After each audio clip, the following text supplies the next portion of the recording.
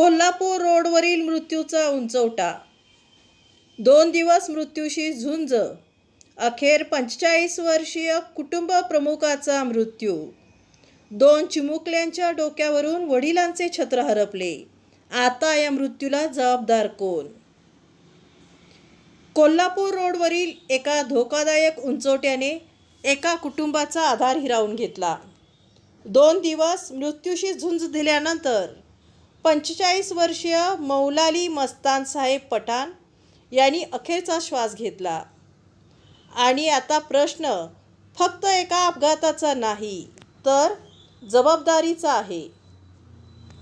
दिनांक 7 जुलै 2026 रात्री सुमारे 10 वाजण्याच्या सुमारास सांगलीतील बदाम चौक येथे राहणारे 45 वर्षीय मौलाली मस्तान साहेब पठाण आपल्या स्प्लेंडर मोटरसायकलवरून घरी परतत असताना कोल्हापूर रोडवरील कुस्ती आखाड्यासमोर रस्त्यावर गटारीसाठी बांधण्यात आलेल्या स्लॅबच्या उंचीमुळे मोटारसायकल घसरल्याने त्यांचा भीषण अपघात झाला.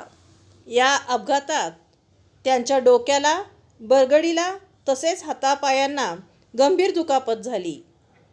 तातडीने त्यांना भारती हॉस्पिटलमध्ये उपचारासाठी दाखल करण्यात आले.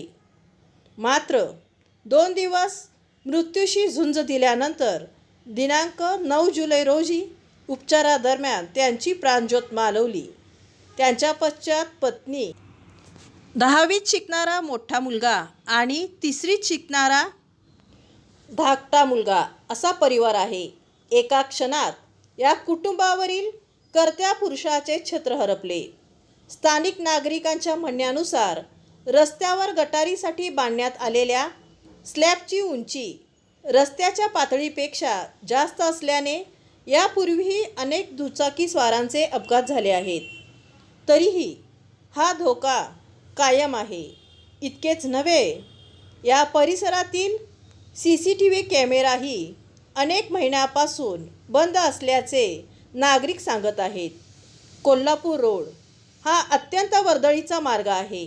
याच ठिकाणी 100 फुटी रस्त्याकडे जाणारे वळण असल्याने वाहतुकीचा ताण कायम असतो.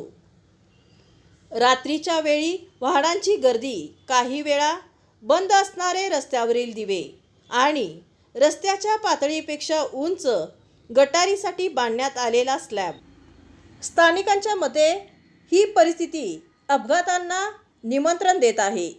आता सर्वात मोठा प्रश्न, या अपघातात मृत्युमुखी पडलेल्या मौलाली मस्तान साहेब पठाण यांच्या कुटुंबाला महानगरपालिका प्रशासन किंवा संबंधित ठेकेदार नुकसान भरपाई देणार का?